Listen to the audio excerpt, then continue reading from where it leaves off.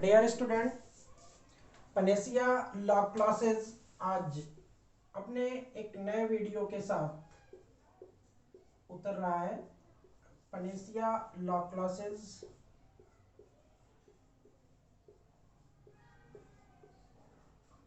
जिसमें आज हम आपको तुलनात्मक दृष्टिकोण से लोकसभा, राज्यसभा, विधानसभा और विधान परिषद को एक साथ पढ़ाएंगे और उसमें जितने भी तथ्य हैं वो सब आपको एक साथ एट ग्लायंस समराइज हो जाना चाहिए।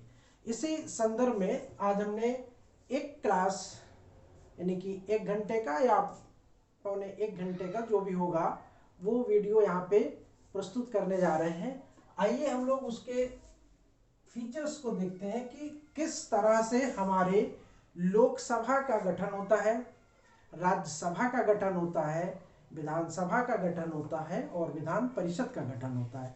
तो सबसे पहले हम यहाँ पे जब देखते हैं तो संविधान के आईने में देखते हैं, तो संविधान के आईने में हमको भाग 5 दिखता है, भाग 5 आपका, और भाग 6, ये दोनों का अध्ययन करना है हमको साथ साथ। भाग 6, भाग 5 जो है ये संघ की बात करता है और आपका भाग 6 जो है ये आपके राज्य की बात करता है,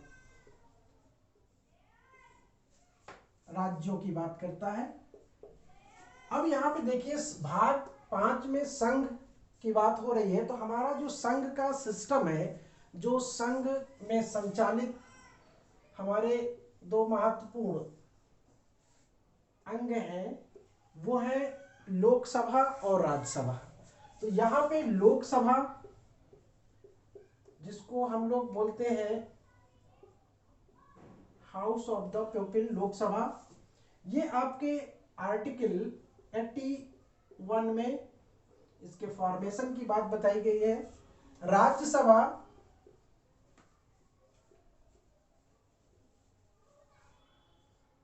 ये आपका 80 में है, और इधर जब हम राज्यों के संदर्भ में देखते हैं तो यहाँ पे हमको 2 प्रमुख अंग इसके दिखाई देते हैं, विधानसभा और विधान परिषद। विधान परिषद, विधान परिषद। तो यहाँ पे विधानसभा और विधान परिषद, विधानसभा ये आपका आर्टिकल 170 में दिखाई देगा और विधान परिषद आपको 171 में दिखाई देगा। यानी दिखाई देगा इन द सेंस कि इसका गठन कैसे होता है, इसके संदर्भ में हम लोग इन आर्टिकल्स में देख सकते हैं। अब देखिए कि लोकसभा, लोकसभा यानी कि जनता की सभा, राज्यसभा यानी राज्यों की सभा, और राज्य के संदर्भ में विधानसभा जनता की सभा होती है और विधान परिषद हमारे चुने हुए प्रतिनिधियों की सभा होती है। यानी कि इनडायरेक्ट वे में जो हमसे चुने जाते हैं फिर वो लोग अपने सदस्यों को जाके वहां पे चुनते हैं। तो सबसे पहले हम यहाँ पे लोकसभा के फीचर्स को देखते हैं कि लोकसभा में कैसे और क्या होता है। तो लोकसभा का सर्वप्रथम जब गठन हुआ था तो इसका गठन हुआ था 17 अप्रैल सबसे पहली बार 1952 को, और राज्यसभा का 13 अप्रैल 1952 को। यानी कि 17 अप्रैल 1952, 13 अप्रैल 1952। अब देखिए ये तो आपको हो गया। अब देखिए यहाँ पे जो लोकसभा है, लोकसभा में जो हमारे जनता, हमारे देश की जनता जो जिन प्रतिनिधियों को चुन के भेजती है वो यहाँ पे पहुंचते हैं। जैसे आप ये देखिए, ये आपका भारत है, ये आपका भारत है, और इस भारत से चुने हुए प्रतिनिधि इस हाउस में पहुंचते हैं। अब इस पूरे संपूर्ण भारत को अगर इसको देखा जाए तो प्रथम अनुसूची में दर्शाया गया है। अब यहाँ पे भारत में 543 लोकसभा क्षेत्रों का डिवीजन किया गया है। 543 लोकसभा क्षेत्रों का यहाँ पे ऑर्गेनाइज फॉर्म में रखा गया है, यानी कि पूरे देश में 543 मेंबर ऑफ पार्लियामेंट चुने जाएंगे। अब ये 543 में से कहां से कितने आएंगे, तो इसका यहाँ पे हम देखते हैं कि राज्यों से, जो हमारे वर्तमान में 28 राज्य हैं, इन राज्यों से आपके आएंगे चुन के कितने, 530, और संघ शासित राज्यों से यहाँ पे मैंने बहुत से लोगों को देखा है केंद्र शासित लोग बोल देते हैं, तो केंद्र शासित बोलना गलत होता है। केंद्र शासित नहीं बोला जाता उसको, बल्कि संघ शासित बोला जाता है। यहाँ से 20 सदस्य होंगे।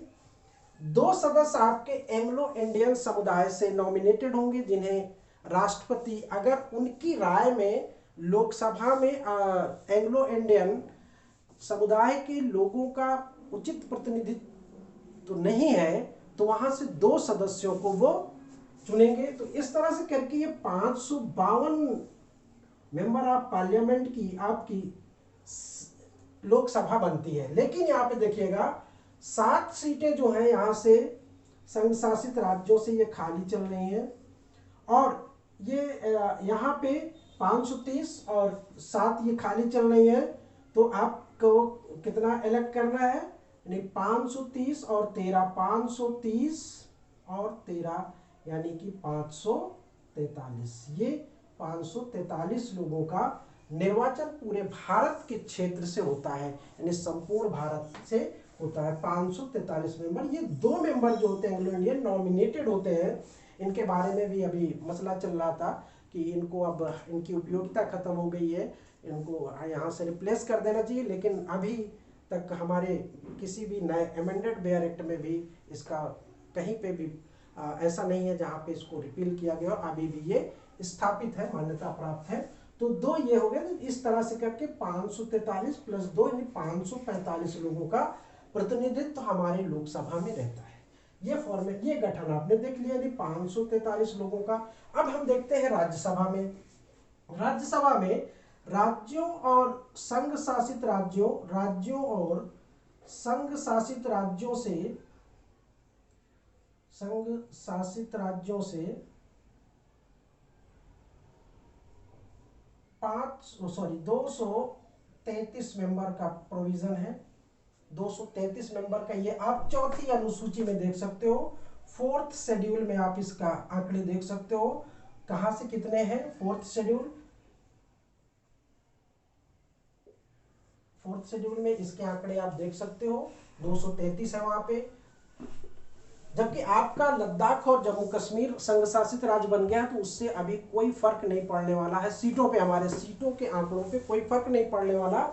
जो 4 सीटें राज्यसभा में प्रतिनिधित्व जम्मू कश्मीर का था, वही यहाँ पे दिया गया है। भले वो संघ शासित हो गया हो, अभी भी उसके पास 4 सीटें राज्यसभा के लिए बनी हुई है, ठीक है। जबकि लद्दाख भी आपका जुड़ गया है, कट गया। तो अभी वहां पे आपको ध्यान नहीं देना है, वहां पे भी कोई फेर फार नहीं होगा। कब तक नहीं होगा, 91वें संविधान संशोधन द्वारा ये कह दिया गया था, 91वें संविधान संशोधन 2003 द्वारा, 91वें संविधान संशोधन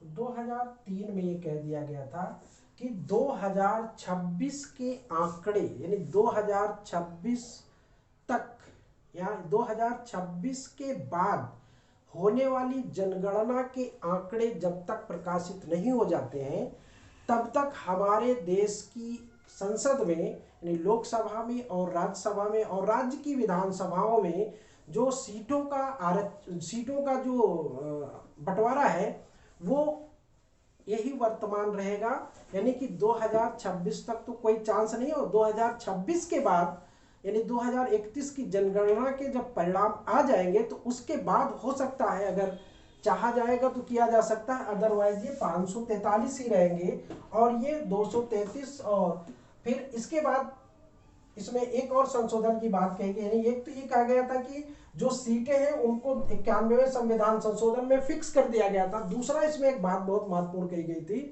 कि किसी भी प्रदेश की सरकार का जो मंत्रिपरिषद का आकार होगा या केंद्र सरकार के मंत्रिपरिषद का जो आकार होगा वो कुल सदस्य संख्या का 15% से अधिक नहीं होगा। यानी कहने का मतलब अगर हमारे यहाँ संपूर्ण सदस्य 545 है तो 543 प्लस 2 बराबर 245, तो यानी 245 में से 15%, यानी ये हमारे लोकसभा ने हमारी केंद्र सरकार में जो सरकार चलेगी उसके 15% सदस्यों से, यानी 15% से ज्यादा मंत्रिपरिषद का आकार नहीं होगा। तो इसको अगर हम लोग देखते हैं गुणा करके तो ये 83 84 के लमसम आएगा, यानी इतने मंत्रिपरिषद में सदस्यों की संख्या 83 होगी, इससे ज्यादा नहीं हो सकती।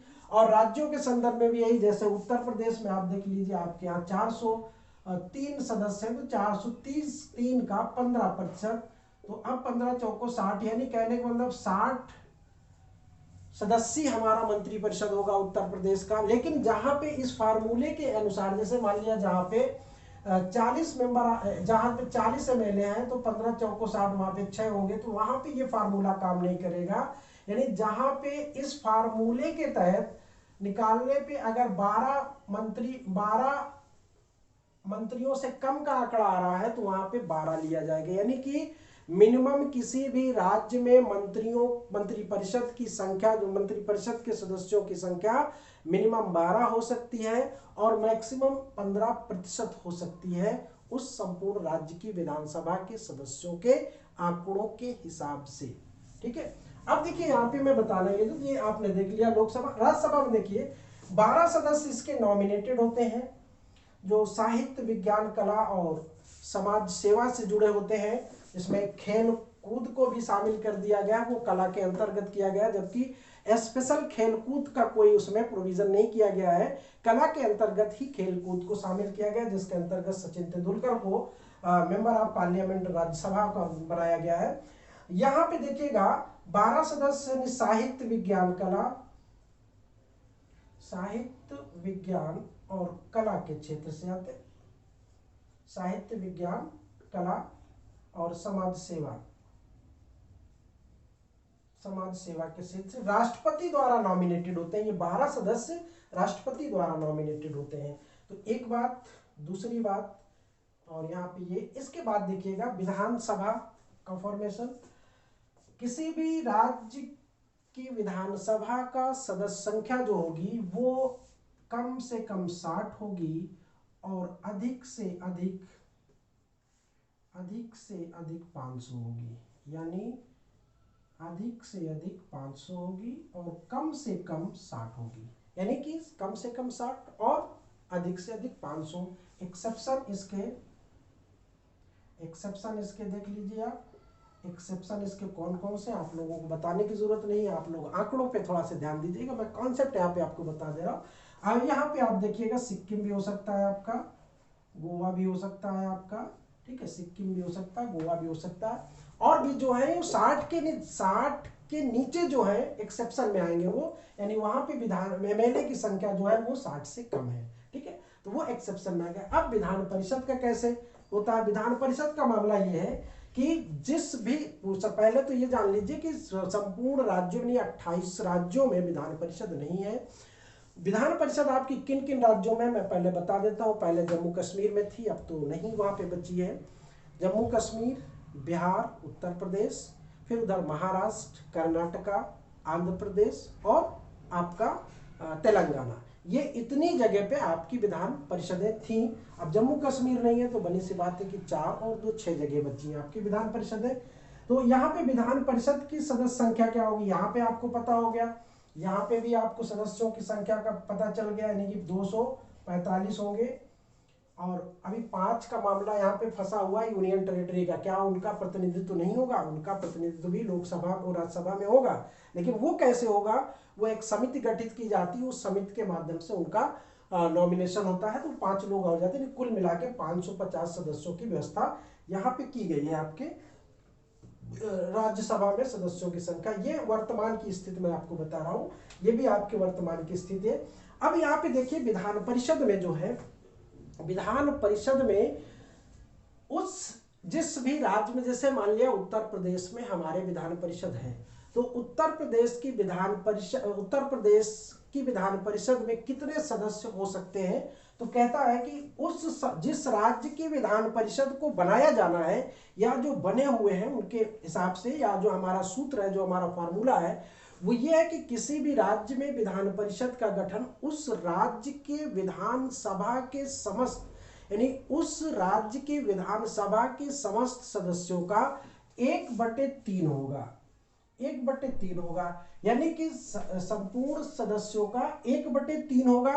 कहने का मतलब अब हमारे पास 403 विधानसभा सदस्य है, तो 403 का 1/3 यानी कि 136 के लमसम, यानी कि 136 हमारे पास विधान परिषद के सदस्यों की संख्या होगी। अधिकतम है ये, यानी कि हमारे राज्य की विधान परिषद की अधिकतम सदस्य संख्या होगी 136, और सबसे कम कितनी होगी उसका कहा गया है कि वो 40 होगी।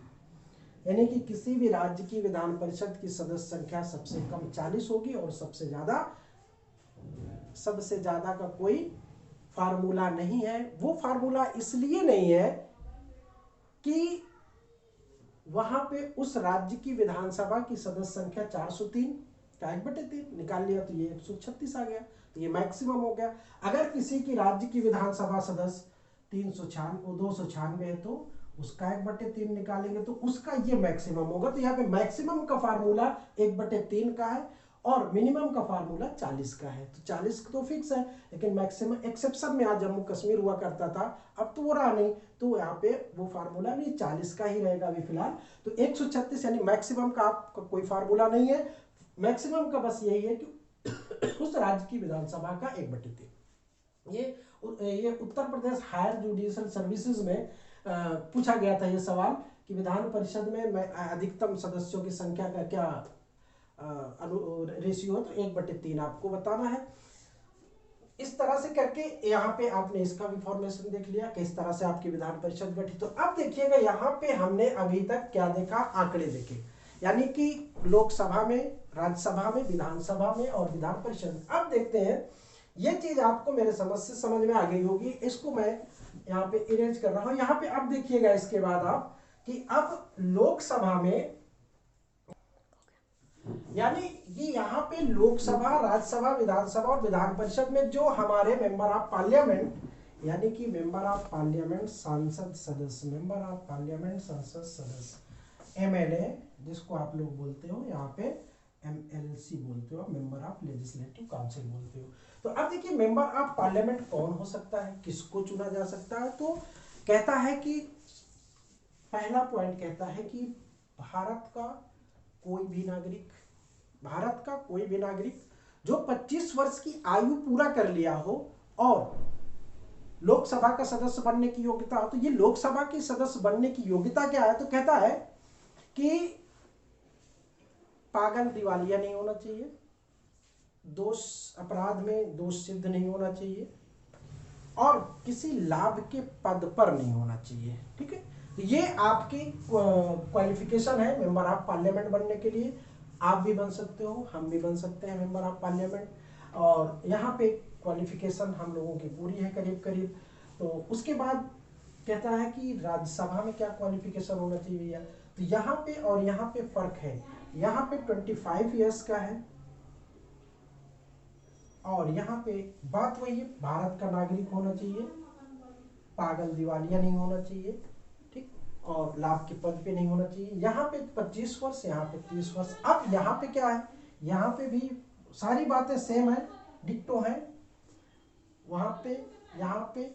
अब यहाँ पे, यहाँ देखिए ध्यान रखिएगा, जो लोकसभा का कैरेक्टर है वो विधानसभा का होगा और जो राज्यसभा का कैरेक्टर है वही करीब करीब यहाँ पे होगा, कुछ फेर फार के साथ, थोड़े से परिवर्तनों के साथ, वो आपको समझना है जहाँ पे परिवर्तन होना है। तो यहाँ पे भी 30 वर्ष है तो बनी सी बात है, यहाँ पे भी 30 वर्ष होगा। यानी विधान परिषद का सदस्य बनने के लिए जो उम्र सीमा है वो कितनी है, वो 30 वर्ष है। राज्यसभा का 30 वर्ष है, विधानसभा का 25 वर्ष है और लोकसभा का 25 वर्ष है। ठीक है, ये एमएलए के बनने की योग्यता। अब इनको बनाएगा कौन, अब इनको बनाएगा कौन भाई? तो कहता है कि इनको बनाने के लिए हमारे देश में प्रत्यक्ष चुनाव की व्यवस्था की गई है। कहाँ पे? लोकसभा में प्रत्यक्ष चुनाव होता है, यानी सीधे जनता के द्वारा चुनाव होता है, सीधे जनता के द्वारा, सीधे जनता द्वारा होता है। और यहाँ पे कहता है अप्रत्यक्ष रूप से होता है, अप्रत्यक्ष रूप से, यानी कि ये राज्यों की विधानसभा है, तो यहाँ पे हमारे एमएलए यानी उस राज्य के एमएलए गण अपने राज्यसभा से जितनी उनकी सीटें, जैसे उत्तर प्रदेश से 31 सीटें हैं, तो वो 31 सीटों का 31 सीटों से का चुनाव इकट्ठा नहीं करते, वो 1/3 करके हर 2 वर्ष पे खाली होते रहते हैं सीट, तो उससे हर दूसरे वर्ष पे 1/3 सदस्य यहाँ से रिटायर होते हैं और 1/3 उस राज्य की विधानसभा के द्वारा चुन के यहाँ पे आ जाते हैं। यहाँ पे क्या होता है? यहाँ पे भी प्रत्यक्ष होता है। क्यों? अब देखिए यहाँ पे जो मैंने बताया, यहाँ पे प्रत्यक्ष तो यहाँ पे भी प्रत्यक्ष, यहाँ पे अप्रत्यक्ष तो यहाँ पे भी अप्रत्यक्ष होगा। ठीक है, यहाँ पे भी अप्रत्यक्ष होगा। बात समझ में आ गई है ना कि यहाँ पे भी चुनाव प्रत्यक्ष, यहाँ पे भी, यहाँ प्रत्यक्ष, दोनों को देखते चलिएगा, अभी आटे ग्लांस आपको दिख जाएगा। अब कहता है कि भाई अप्रत्यक्ष हो गया, तो कहता है चुनेगा कौन? तो कहता है कि देश का मतदाता चुनेगा। अब देश का जो मतदाता है वो कौन होगा? कहता है कि हर वो नागरिक, नागरिक शब्द यूज किया गया है, हर वो नागरिक जो 18 वर्ष की आयु को पूरा कर लिया है और पागल, दिवालिया, विकृत, सजायाफ्ता नहीं है। ठीक, भले वो नंगा भूखा हो चलेगा, लेकिन उसके साथ और किसी प्रकार की कोई डिस्क्वालिफिकेशन नहीं होगी, सिर्फ और सिर्फ पागल, दिवालिया नहीं होना चाहिए। ठीक है, और किसी अपराध का दोषसिद्ध व्यक्ति नहीं होना चाहिए। वो हर व्यक्ति जो नहीं है वो मतदाता हो सकता है। मतदाता की आयु सीमा 18 वर्ष है। ये पहले आपकी आयु सीमा 21 वर्ष थी, इसे 61वें संविधान संशोधन द्वारा, 61वें संविधान संशोधन द्वारा घटाकर कर दिया गया है, 1989 में कर दिया गया है, 1989 में 21 वर्ष को घटाकर 61वें संविधान संशोधन में 18 वर्ष कर दिया गया है। यानी कि अब आपको लोकसभा में मतदान करने के लिए 18 वर्ष की आयु सीमा चाहिए। और अगर पूछ दे कि राज्यसभा में मतदाताओं की उम्र सीमा क्या होनी चाहिए, क्या होती है, तो आपको निसंकोच अब 21 वर्ष, 18 वर्ष या 25 वर्ष या 30 वर्ष, तो आप क्या लगाओगे? तो सीधी सी बात है कि राज्यसभा में मतदाताओं की उम्र सीमा क्या होनी चाहिए? तो राज्यसभा में मतदाताओं की उम्र सीमा क्या होगी? वो 25 वर्ष होगी। ध्यान रखिएगा, अगर 25 वर्ष से कम है तो वो राज्यसभा में मतदान करने का अधिकारी नहीं होगा। क्यों? क्योंकि वो एमएलए नहीं बन सकता। जब एमएलए नहीं बन सकता तो राज्यसभा में वोट करने का उसको राइट नहीं होता है। तो ये आपने देख लिया। अब इसके बाद हम देखते हैं कि यहाँ पे प्रत्यक्ष, तो अब यहाँ पे देख लिया प्रत्यक्ष हो गया, मतदाता लोग चुन लेते हैं। यहाँ पे भी मतदाताओं द्वारा, ठीक है, यहाँ पे भी मतदाताओं द्वारा। और यहाँ पे, अब यहाँ पे क्या होता है? यहाँ पे मसला है, यानी कि यहाँ पे है कि इसका जो पूरा फॉर्मेशन है वो उसमें बढ़ता है, यानी इसका 1/6 सदस्य जो होते हैं वो निर्दिष्ट होते हैं, यानी नॉमिनेटेड होते हैं राज्यपाल के द्वारा, और 5/6 भाग इसका जो होता है वो निर्वाचित होता है, यानी वो निर्वाचित होता है। वो तो जो निर्वाचित होता है, तो निर्वाचित तो यहाँ पे सभी है, तो यहाँ पे भी 5/6 भाग निर्वाचित, 1/6 भाग सदस्यों का जो है वो राज्यपाल के द्वारा, राज्यपाल द्वारा साहित्य विज्ञान कला, राज्यपाल द्वारा साहित्य विज्ञान कला और सहकारी आंदोलन एक अलग हो जाता है। यहाँ पे जो डिफरेंस है वो ये है कि यहाँ पे जो आपने अभी देखा था कि साहित्य विज्ञान कला और समाज सेवा से थे, तो यहाँ पे भी वही सेम है। राज्यपाल भी 1/6 सदस्यों का अपनी विधानसभा के लोगों को नॉमिनेट करेगा। कहाँ से? साहित्य विज्ञान कला, समाज सेवा, और एक क्षेत्र यहाँ पे बढ़ जाता है, वो है सहकारी आंदोलन। ठीक है, सहकारिता आंदोलन उसको बोला जाता है। उससे यहाँ पे सदस्यों की संख्या बढ़ जाती है, वो एक कैटेगरी और यहाँ पे बढ़ जाती है।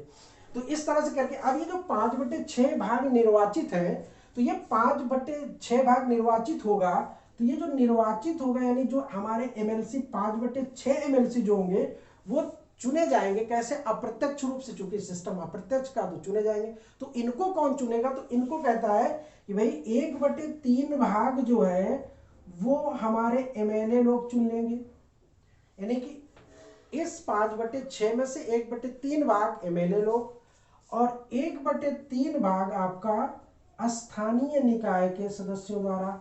अब ये स्थानीय निकाय के सदस्य कौन होते हैं? जो आपकी ग्राम पंचायत और नगर पालिकाएं होती है, जो स्थानीय निकाय होते हैं।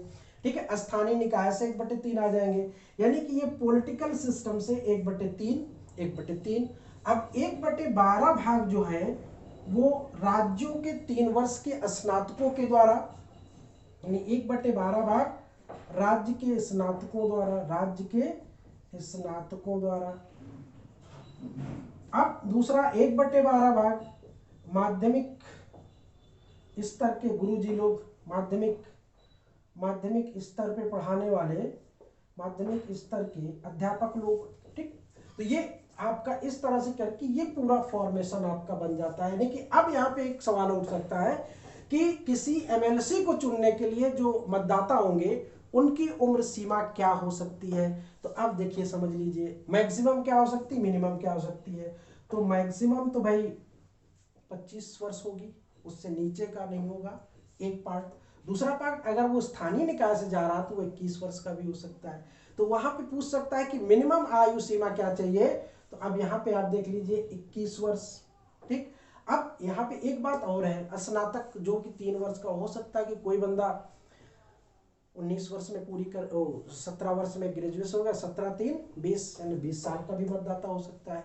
यानी कि स्नातक हो राज्य का, उस राज्य का स्नातक हो, तो वहाँ पे उसका स्नातक होना और स्नातक होने के 3 साल के बाद वो उस राज्य की विधान परिषद के सदस्य का चुनाव कर सकता है। ठीक है, तो इस तरह से करके, तो यहाँ पे इस चीज को ध्यान में रखना है। भले वो अभी देखिए यहाँ पे ये सवाल जो है आपका 1/6 सदस्य उत्तर प्रदेश एडजस्ट में भी ये पूछा गया था, और अभी बिहार एपीओ में सवाल पूछा गया था राज्यसभा और विधान परिषद में एक जो अंतर है वो क्या है।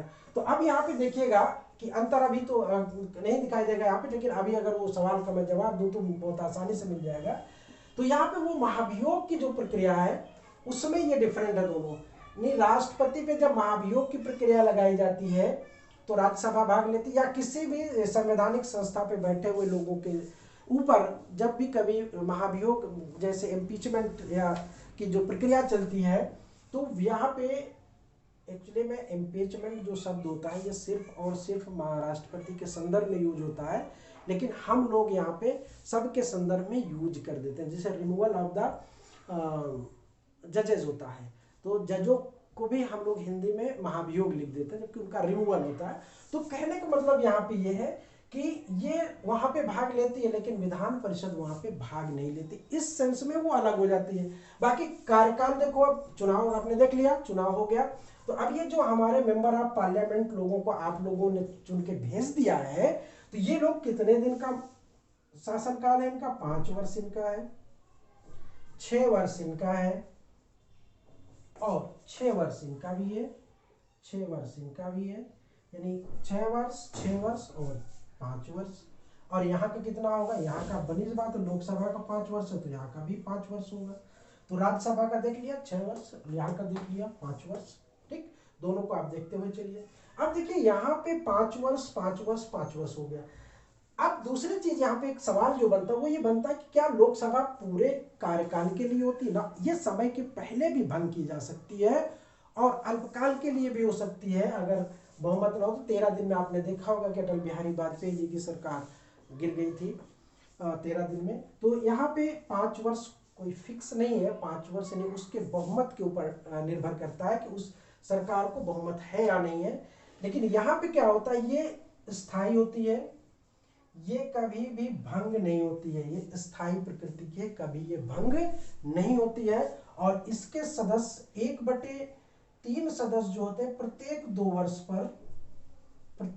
वर्ष पर वो क्या होते हैं, प्रत्येक 2 वर्ष पे वो रिटायर्ड होते रहते हैं, यानी कि वहां से निकलते रहते हैं। यहाँ पे क्या होता है, यहाँ पे भी वही होता है जो यहाँ पे होगा कि 5 वर्ष कार्यकाल है, उसके पहले भी आपकी विधानसभा भंग की जा सकती है, भंग हो सकती है। तो यहाँ पे 5 वर्ष के पहले भी हो सकता है। और एक चीज और ध्यान रखिए, कार्यकाल बढ़ाया भी जा सकता है आपातकालीन परिस्थितियों में, लोकसभा का।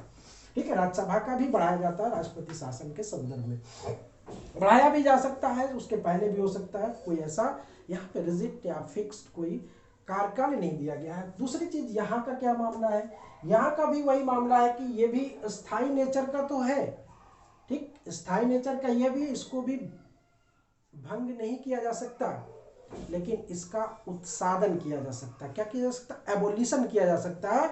यानी कि आर्टिकल 169 के अंतर्गत किसी भी विधान परिषद को एबोलिश किया जा सकता है, यानी कि पूरी तरह से उसको खत्म किया जा सकता है। किसके द्वारा, संसद के द्वारा 169 आर्टिकल्स में इसका प्रोविजन दिया गया है। लेकिन है ये भी नेचर में क्या है, अस्थाई है, ठीक है। इसको भंग नहीं किया, भंग नहीं क्योंकि अस्थाई नेचर की है भी, अस्थाई नेचर जो मैंने बताया, इसका जो कैरेक्टर उसका ये कैरेक्टर, बस फर्क यहीं पे है कि इसको उस राज्य की विधान परिषद के लिस्ट से हटाया जा सकता है और बनाया भी जा सकता है अगर लोकसभा चाहे तो, ठीक है। तो इस तरह से करके आपने ये फॉर्मेशन देख ली। अब दूसरा जो पहलू आता है मेंबर बनने के लिए, वो ये आता है कि लोकसभा में जो आरक्षण होता है वो किसका होता है भाई।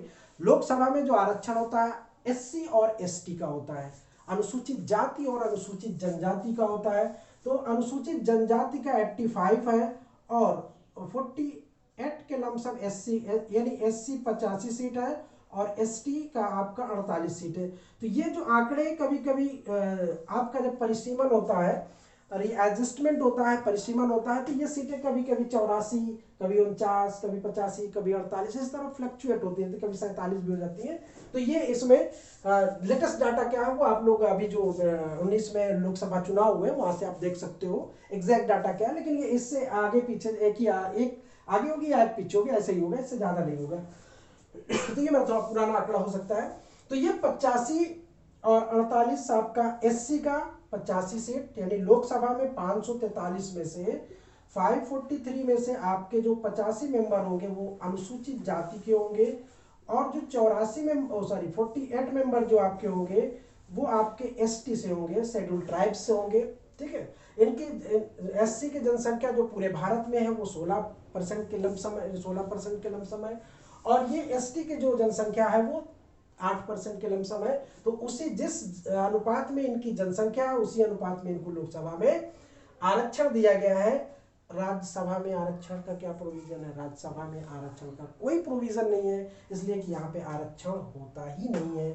तो यहाँ पे नो रिजर्वेशन की कंडीशन आ जाती है। यहाँ पे विधानसभा में उस राज्य में अनुसूचित जाति और अनुसूचित जनजाति की जनसंख्या के अनुपात में यहाँ पे भी आरक्षण होता है। तो आप अपने उत्तर प्रदेश का देख लो, तो यहाँ पे अपने आरक्षण यहाँ पे होता है और आरक्षण होता है। तो उत्तर प्रदेश में आप देखिए 85 प्लस 4 यानी 89 सीट्स, यानी 404 में से 403 सीटें जो है इसमें से एक एंग्लो इंडियन होता है, तो 402 जो चुनी गई सीटें आपकी हैं उनमें से 402 चुनी हुई सीटें, उनमें से 89 सीट्स जो है वो एससी के लिए 85 और एसटी के लिए 4 सीटें हैं। विधान परिषद में नो रिजर्वेशन, ठीक है। तो ये आपको मेरे समझ में आ गया होगा कि यहाँ पे ये आपका कंप्लीट होता है, यानी कि आपको पता चल गया है। अब यहाँ पे हमको एक चीज देखना है कि चुनावी प्रक्रिया कौन करवाता है, आपका निर्वाचन आयोग भारत का करवाता है। अब उस चुनावी प्रक्रिया के बाद अब ये जब हमारा हाउस बन गया, यानी यहाँ का हाउस बन गया, यहाँ का हाउस बन गया, तो इसके कार्य संचालन का जो सिस्टम है वो कैसे होता है, तो उसका उसका तुलनात्मक दृष्टिकोण से, जैसे मैं आपको बताऊं, एक छोटा सा एग्जांपल देता हूं कि जैसे यहाँ पे कोरम, यानी कि लोकसभा की बैठक होने के लिए कितना कोरम अनिवार्य है, 1/10 अनिवार्य है। राज्यसभा में कितना चाहिए, 1/10 चाहिए। राज्यसभा में कितना चाहिए, विधानसभा में 1/10 चाहिए। विधान परिषद में 1/10 चाहिए। यहाँ के कार्य संचालन का जो अध्यक्ष होता है वो कौन होता है, यहाँ के कार्य संचालन में लोकसभा अध्यक्ष करता है। यहाँ पे जो सभापति महोदय होते हैं जो कि उपराष्ट्रपति होते हैं। यहाँ पे विधानसभा में भी विधानसभा अध्यक्ष होता है और यहाँ पे भी विधान परिषद का सभापति होता है। तो इस तरह से ये लोग पूरे उसका संचालन करते हैं। इसमें होता क्या है और कौन कौन सी इसमें खूबियां हैं, कौन कौन सी विशेषताएं हैं, वो हम बताएंगे। कैसे कानून ये लोग बनाते हैं, इनका क्या रोल होता है, इनका क्या रोल होता है, इनका क्या रोल होता है। तो उसके बाद एक और वीडियो बनेगा, उसमें मैं आप लोगों को विधिवत इसका तुलनात्मक बता दूंगा मेरे समझ से। यहाँ से 1 या 2 सवाल हर एग्जाम में, चाहे वो दरोगा का एग्जाम हो, चाहे वो एचजीएस का एग्जाम हो, चाहे वो जे का एग्जाम हो, कोई भी एग्जाम हो, प्रदेश स्तर का, देश स्तर का, ये इतने पार्ट से आपको एक सवाल निश्चित रूप से, अगर पोलिटी में 10-20 सवाल आ रहे हैं या 5-10 सवाल भी आ रहे हैं, तो निश्चित रूप से एक सवाल आपको जरूर मिलेगा किसी ना किसी एंगल, चाहे वो रिजर्वेशन से आपको मिले, चाहे वो स्थायित्व या अप्रत्यक्ष अप्रत्यक्ष से मिले, चाहे वो ईयर्स को लेके मिले या गठन को लेके, कहीं ना कहीं से आपसे टकराएगा जरूर। तो इसको डियर स्टूडेंट अच्छे से इसको देख लेना, समझ लेना। अगर कोई कंफ्यूजन हो तो आप इसको मुझे बता सकते हो कमेंट करके, और लाइक और शेयर करना ना भूलें। बहुत ज़्यादा लोग इसको देखते हैं लेकिन बहुत कम लोगों ने अभी तक सब्सक्राइब किया है, जो कि मेरे उत्साह में कमी लाता है ये देख के।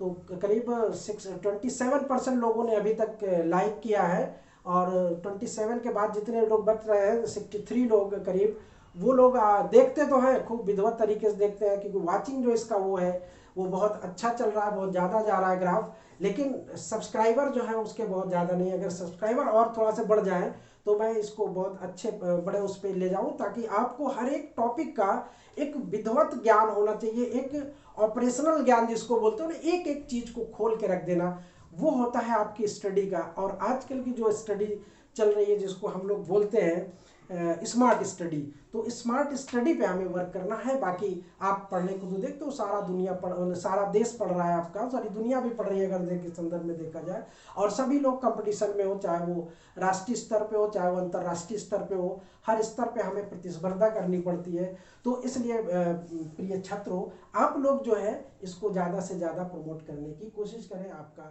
सहयोग चाहिए। धन्यवाद।